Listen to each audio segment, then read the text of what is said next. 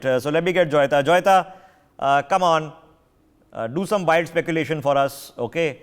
If anybody's experienced current government, I don't think many people know exactly what the finality of the speech is other than a handful. So just jump in. Nirmala Sitharaman, what do you think the takeaways will be a couple of hours from now? Well, as a taxpayer, I hope, and as a woman, as you're talking about, let's hope lots of, exemptions for women, but I don't think it's going to happen. You see, that is the problem. You see, however wild our speculation might be, I don't see the budget being a wild one. Okay. So the whole thing is that I don't think there's any point. I think, and anyway, it is an interim budget. So there is no way that they will be kind of. So Joyita, on a few fronts, okay, and this is just now the topic we had for people watching the broadcast. Are we hoping that tomorrow morning my petrol bill is going to become a little bit better? Well, no, I'm not. Okay. Are we, after seeing the tax rejig last year, a nominal one, nothing earth-shattering, okay? Are we expecting more this year, or ho gaya, done last year, now we don't have to do it this year?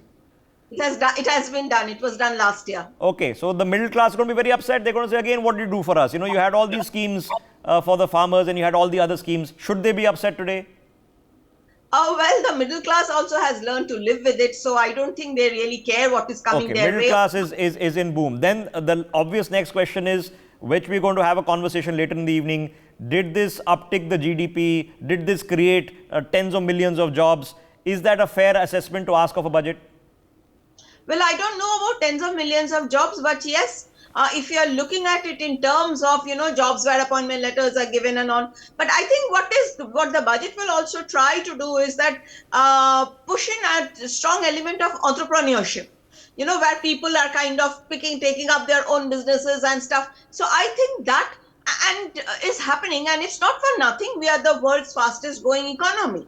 So then something must be going right somewhere. Okay, let's take a sentiment check. Avneet, what's the sentiment? Now, I know that there is, you have aspirations of, what kind of subventions and what kind of duties and what kind of costs and taxations. But overall, what is the sentiment of the business community in your domain, for example? Are you guys looking to expand? Are you seeing large demand? Okay, is the situation a happy one, where you can say, okay, the next 5 years we can go aggressive because we see India doing well? Yes, of course. In terms of sentiment, everybody's little worried in industry because of globally how there is a slowdown. But thankfully, India has not been affected that much. But you need to take care of consumerism. If the consumerism goes down, then demand is falling. So to resume that, FM needs to take steps where consumerism is being at the top, sentiments are high, and then buying conditions. It is all demand and supply is a very, very key right now in India because there is a void of purchase happening from consumer side. If they don't want, if it's not important, they're not buying it. So we need to encourage that. In terms of sentiment, I think we are coming back. H1 was little, it was a degrowing. We recovered in H2, but again, we need to have some sort of, policies that drive consumerism. Okay, Vinay, what is the sentiment per se? Are you anecdotally feeling, when you sit down with friends and colleagues, that there is a positivity and a drive that we feel, yes, we are willing to risk and invest because we see India going places, or are we all a little bit scared, a little bit apprehensive? I think by sentiment, we largely believe it's our time, it's Apna time, and we have to scale this faster. If we can't take a sword to a gunfight, China is being 100x. If we have to be in some sort of field of comparison, at least it's just not about policy, it's about implementation. So that's where the rubber hits the road kind of a thing. And we have to deliver on those, and we remain bullish. And we hope the government supports us to deliver. You're as a private industry, we are ready. Okay, yes. General, but what's the sentiment amongst your constituent members, which represent pretty much the private sector space in space? Are they being aggressive? Do they see the future bright? Do they see that this is the place where we can go out and raise our rounds of funding and it's a happy space for the next 10 years, or is there a little bit of apprehension, a little bit of concern? No, the sentiment is really positive, and it is indicated by what Skyroot has been able to do, what they are planning to do, what they are looking forward to have their orbital launch. Similarly, Agnikul, another launch company, is all ready and set to go forward and have their suborbital launch. There are a number of startups which are launching their satellites, and they are going into larger space. One of our very good startups like Pixel has gone to a larger facility. Another one, Dhruva, has also gone into it. There are steps which are all towards the positive side. And of course, the government support in this, especially in financial incentives, would go a long way in this sector reaching. Okay, so what's the financial incentive? Do we need government to be doing investment, procurement, place large orders? Does ISRO come out and place a large order with a private sector player and then gives them, just like NASA does with SpaceX, for example? Okay, of course, the technology is not proven yet, but or we need, or as you mentioned, taxation and other things. So there would be not one solution that, okay, we'll bank only on government demand, but there have to be multiple factors. Like what you're saying is we require government as an anchor customer, and that is in many sectors, because the downstream uses of space would go to many ministries, and we want government to seriously now start using space, which world over has already started. And of course, these incentives of PLI, these incentives of tax holidays, there's a liberal FDI are all which will help this sector to grow. Okay, Joyita, anecdotally, health of the economy. Now, we are told around about 7%. It's very good given global circumstances. If global circumstances become better, might be even faster. But we're not in a global downturn. India is fastest growing economy in the world. But in terms of anecdotally, the people you meet, the people you see, are they spending more? Are people getting out there? Do they feel confident about India, or are they a bit apprehensive? Well, anecdotally, I think people are pretty confident. And if you are looking at even global indices which have not always favored us, I mean, it turns out that India is a very confident nation. Optimistic, looking forward, and you see that reflection. If you're in the look at the tier 2 and tier 3 cities, the number of malls that are coming up over there, the restaurants that are opening, the middle class, they are spending so much money. And you see, there is, I mean, when you're looking at the sales and all, I mean, when you're going out, even say, for example, in Delhi NCR, you see, I mean, these places, the electronic stores and all, they're kind of flourishing, they're thriving.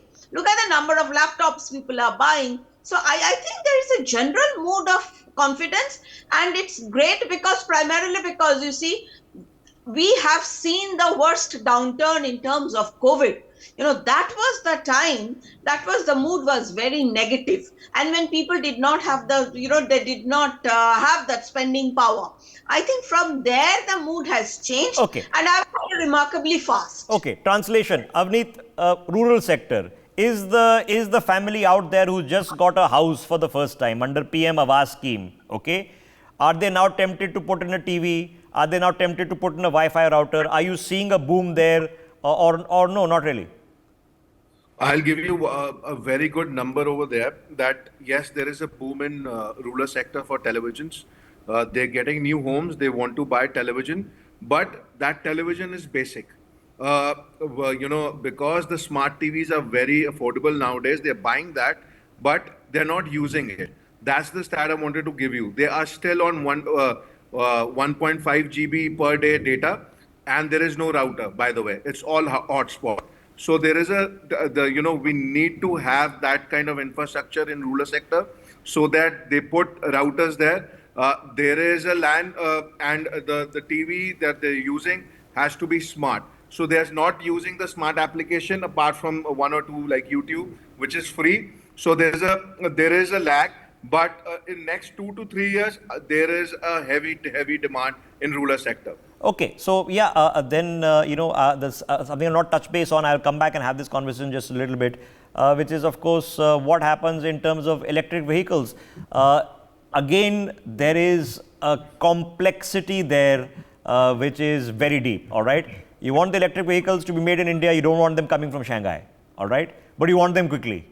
So there's a complexity there which we have to quickly address. I'm just taking you through the images on your screens, of course, are in the build-up to the procedurals that the finance minister has to go through, including informing cabinet, meeting the president, and then, of course, showing up in Parliament. She has now arrived in Parliament. It's a quarter to 11. You will see the budget speech starting very, very shortly.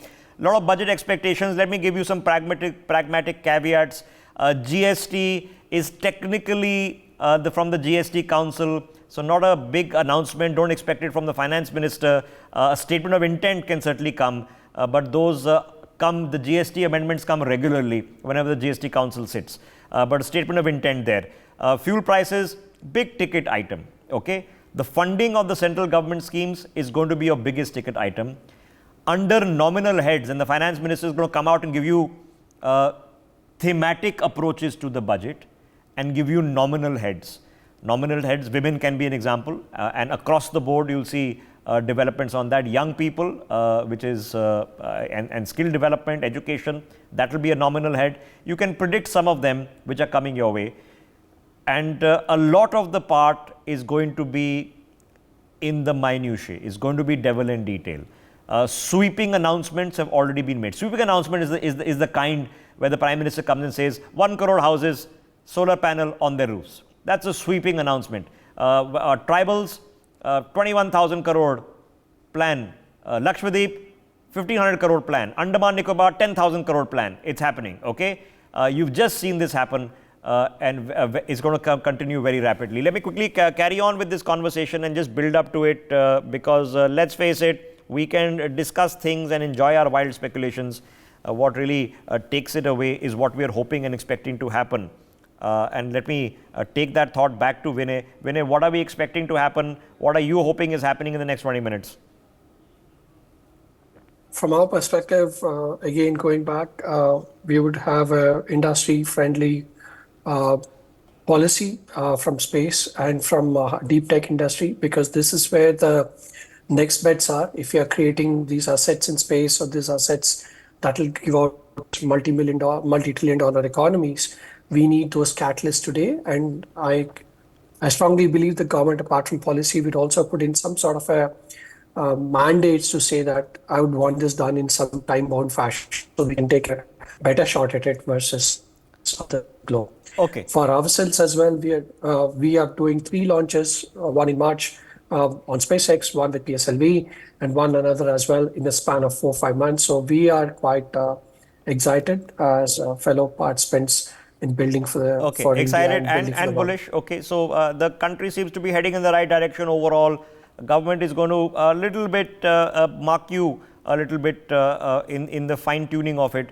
But again, the big ticket schemes have already been announced. This is about getting the job done and getting the job done well. Sharmishta Ghosh joining us this morning. Sharmishta, good morning to you. What are hopes, aspirations? So, although there's a lot of chatter that this is an interim budget, I don't think that's going to make a big change. This is not going to be a budget with a lot of SOPs in terms of elections. I think it will be a budget as what is intended, and even after the new government is formed. But I don't see this to be a so-called interim, a budget with a lot of SOPs. I think there'll be a lot of, trust given to sustainability, about environmental aspects and issues. Clean energy will be the focus, simply because last 1 year at least, this is the only line we have taken. This is what we have been speaking at every forum, every conclave, every opportunity. I also think the ease of doing business will get a boost. And will also all kind of tribal affairs will get a boost. Inclusion, like Gati Shakti, which was announced a few years back, it is now in the implementation stage. So something similar to that will again take center stage of how to reach the last person. And yeah. Okay, Joyita, how much of this has become normalized? And it's the reason I ask this question is, when you go out and into your car or in a bus or in a taxi and head out in the highways, how much are we expecting that the highway is going to be top notch? Once we reach 100, 200, 300 Vande Bharat expresses, it becomes routine, right? This is not something special, something new. So how much of the development, it's like the metro, right? We take it for granted, even though it was a big deal just 12 years ago. So how much of this Viksit Bharat are we already normalizing? Yes, we are normalizing, and that is why, if you're looking at it purely from electoral perspectives, that is where the sentiment comes in. That is where things like Ayodhya that come in, because you see, ultimately, when you start taking things for granted, it is the sentiment that moves you. I mean, of course, maybe you've made up your mind about a particular party or against it, because when you are against a government, you are anyway going to find a problem with everything. You will find a pothole even in an expressway. So the thing is, you see, it's ultimately what the sentiment that is building up, the emotions that is finally going to matter. Okay, for people watching the broadcast, especially if you're watching this out of the country, as a curious Indian or as somebody interested in India, this is becoming normalized. I expect 5G connection now. A few years ago, it was very difficult to just make a phone call. It had become that bad, okay? Hello, hello was all going on, okay? I expect now gigabit internet available in the metropolitan cities. It's not a big deal anymore, and I expect it to be reasonably affordable, maybe, 1,000, 2,000 rupees a month, okay? I'm expecting that I can go out there and buy an electric vehicle. I'm expecting that I can go out and put a solar panel on my roof. It's easy to do. I'm expecting that not one TV in the house, that pretty much every room in the house is going to have a TV. I'm expecting that the airport is going to be of a certain standard. I'm expecting that the trains are going to be a certain standard. We are normalizing it, okay? What was a unique thing, something rare, is being normalized. And that is a happy sign. And that's what a developed country looks like. For a lot of people, just think about it, just going to the bathroom in the morning. We did ground reports on this, and it's eye-opening. Imagine if you're a woman living outskirts of Patna, no toilet, okay? Just think about it. You can't go to the bathroom the entire day. You have to wait till sunset. Can you imagine living like that? I can't, because we normalize it. No, you take it for granted. Hopefully, whole set of people normalizing these things. Okay, quick thoughts across the board in just figuring out what the tonality in which this is happening. Joyita, let me set it up with you once again. Okay, are we sitting here with the full knowledge that a major general election is coming up, and a general election in a democracy, okay, is a dice card thrown in the air? You never know. Are we sitting with that looming tension for the next 2 months, whether we like it or not? Well, when we are looking at, for example, yeah, can you hear me? Yeah, we can. Please go ahead. Yeah. So when we are looking at it from an electoral perspective, is the public tense? I don't think so. And when you're looking at the political parties, they are going all out anyway. At least one party definitely is going all out anyway to win it. So the thing is that I don't see really, I would say 2019 people were much more tense. I don't see that tension in the air in 2020. Okay, I'm saying tension in the air because it is an unpredictable exercise. You can try to predict it, but it's an unpredictable exercise, okay? So does some decision making go into limbo? Let me ask Avneet there. Avneet, now, like it or not, a lot of the ministers will go into campaigning mode from next week, okay? Sometime next week, the elections will be announced. So are you expecting that the process of governance and government continues for the next 3 months, or are we expecting a bit of limbo in which you're also thinking, okay, big decisions, let's wait until end of April once we have clarity on where the government is going? So are we heading into a 2-3 month period of limbo? Yes, we are actually, when we are talking to government officials or we are talking to any of the ministries, I think they are saying that अब election के बाद ही करेंगे, जो होगा उसके बाद करते हैं. एक बार आ जाएं फिर एक बार ही सेटल करते. So this is a narrative that has been now setting up.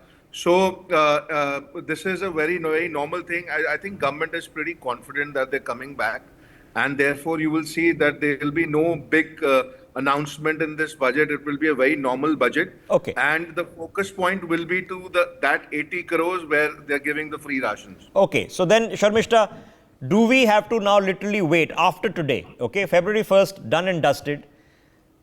Sometime in May, there will be a new government formation. Are you expecting this present regime, given the fact that a lot of the ministers and top leaders, the Prime Minister himself, are going to have to be in a hectic campaigning schedule? We have to accept that little bit of business as usual is going to be put into limbo, or do you expect that at the ministerial level, things will keep on going, Gadi Shakti is on track even for the next 3 months? See, I believe that what is already rolling will keep rolling. It's not only the minister who has to do everything. We have a very efficient bureaucracy working. We have government officers and departments. Let's not discount their role here. So whatever is rolling will keep on rolling. I don't see a speed breaker or a bump coming, and the development acceleration or the momentum going very steeply down. However, there'll be no new decisions taken. If there is a place wherein a decision has to be taken, it makes sense to wait for a couple of months and see, how it pans out. Okay. But if anything, there is already on track. I don't see any derailment happening. I've got 5 minutes. Why? Okay, Dr. Vardhan is joining us this morning. Dr. Vardhan, good morning to you. Can you just help us, tell us for our viewers what Aparajita is about, so then I can ask you a pointed question on compliance. Yeah, very good morning to you and my co-panelists. Aparajita is a company started in 2000. In fact, we are into providing labor law compliance services for various corporates across the country. Okay. In fact, we started in a small way in Madurai and slowly got expanded to Tamil Nadu, and now it is a pan-India company. Okay, so I've just done that quick introduction so you understand the context of the question and why this is important. For people watching the broadcast, in an ideal world, in an ideal scenario, everything should be so easy that an entrepreneur or business owner does not need Dr. K. Vardhan. Okay. So my question to you, Dr. K. Vardhan, is when we say ease of doing business, a large part of this is compliance. Is compliance becoming easier, okay, or more complicated? Yeah. See, currently, probably I could take, for example, the specific branch called labor and employment, since I have a little bit of expertise on that. Please. It is considered to be a complicated subject as far as our country is concerned, because this is a subject which falls under the concurrent list of the Indian Constitution, whereby both the central government and various state governments have got powers to enact laws on various subjects like industrial disputes, labor, and social security. So in that sense, it's a bit of complicated. But of course, the government made an attempt sometime in 2019 by introducing new codes. They wanted to simplify the set of the volume of existing labor laws. They wanted to just bring it down to mere 4 codes. But unfortunately, in fact, it was passed in the parliament. But of course, the corresponding rules are yet to be framed by the various state governments. So once that is done, definitely I think that will ease the doing of business, in fact. So probably the procedural easiness will also be there. And we many of you must be aware that the current set of labor laws applicable to more for people in the formal sector, right? I think out of the 50 crore estimated workers in India, only 5 crore are in the formal sector. Only for those people now the current set of labor laws are applicable. Which is both bad news, okay, because then your certain rights and privileges don't get counted for. But let me then rephrase the question, Dr. Vardhan.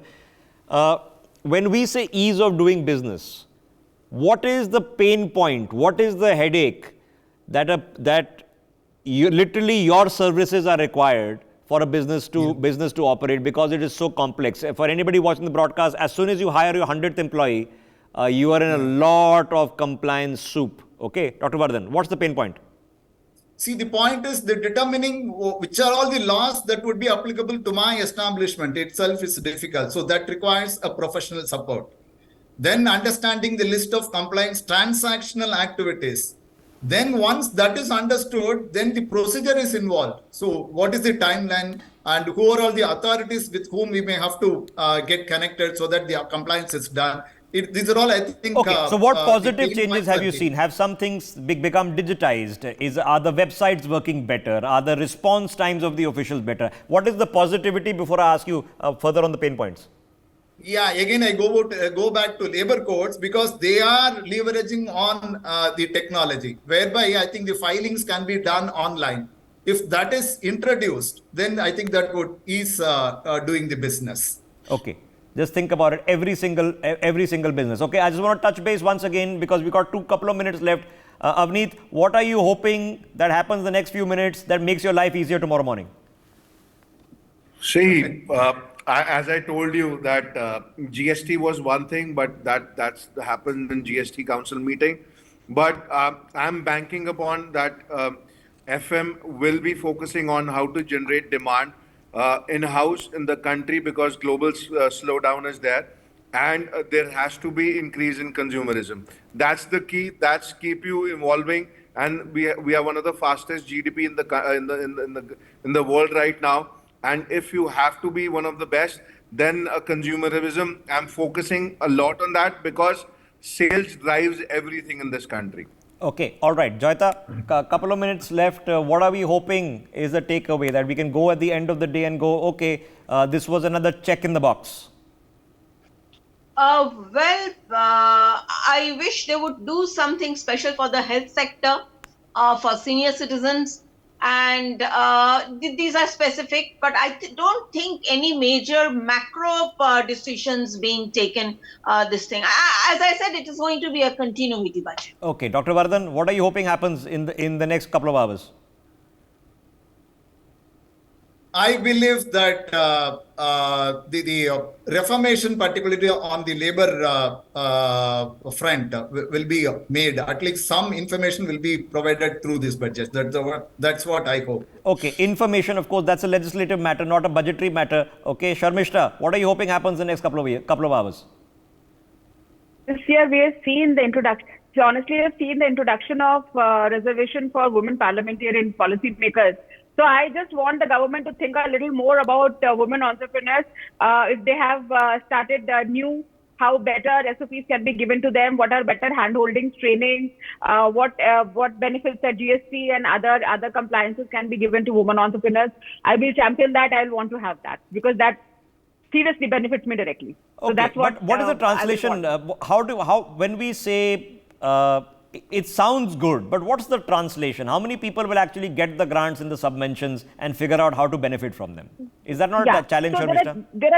Yeah, of course, that's a challenge because right now a lot of state governments already have a lot of SOPs. So the information system, and we have everything on their websites and everything. But this is not a subject that has been brought up in every discussion as a separate subject. For an example, if we talk about Goa state government, they have a great land policy just come, which gives very good SOPs for women entrepreneurs and startup owners, etc. But that has to be propagated little better, and it should be cohesive because nowadays no one wants to be restricted to one state or do business in just one state. So when the policy of one state does not match at all to the state policy of the next state, so what is advantage becomes very localized. Okay, so all right. So let me touch base on that then. Okay, and let me get General Bhatt into this for his perspective. General Bhatt, there are policies at the center, but the implementation has to happen on the ground in the state. For example, the center can say, okay, we need to build a new spaceport or a launch facility, but that's actually going to be built in Tamil Nadu. So that's where the land acquisition and dealing with development on the ground is going to take place. How do we better coordinate it? Because I don't want to ask you the political question on whether double engine or single engine or triple engine, but how do we work better so that the translation is taking place at the same pace? So what I would say is there are a lot of positives as far as space goes. There is Tamil Nadu, there is Kerala, there is Gujarat. It does not matter where the government is in the center and the state. Space is one place where there has been an excitement and support, both from the state and the center. Okay, so you're seeing good news. Vinay, come in on that. General Katochal joining us this morning. Good morning, sir. We got a couple of minutes left. I don't have much time, so I want to quickly rope you in, sir. I'll just do a sentiment check. How is the country doing, sir, as we head into the budget? Are you feeling positive about the country, or is there a little bit of gloom and doom? General Katoj, if you can hear us. Oh, yeah. Thank you, Rishabh. No, I think the country is on a upward northward spiral. So the country is doing well. And this is despite the fact that there are conflicts taking place between Russia and Ukraine and in West Asia. But despite all that, I think the Indian situation is stable. The Indian economy is doing the best amongst the major economies. And the mood in the country, most importantly, is upbeat. Okay. Rishabh. Dr. Vardhan, let me ask you the same question. Just a sentiment check, sir. How are you feeling? How are the people, your colleagues, the people you employ, how are they feeling? Are their sentiments up? Are they expecting, appraisals and buying a better car? Or are they feeling a bit apprehensive? No, it is very, very positive, the mood is. And the broader feeling is India is getting global attention, and it is getting a global image also nowadays. And people are believing that development is happening, at least for the past few years. Okay. For more such videos, subscribe to the NewsX YouTube channel, hit the bell icon.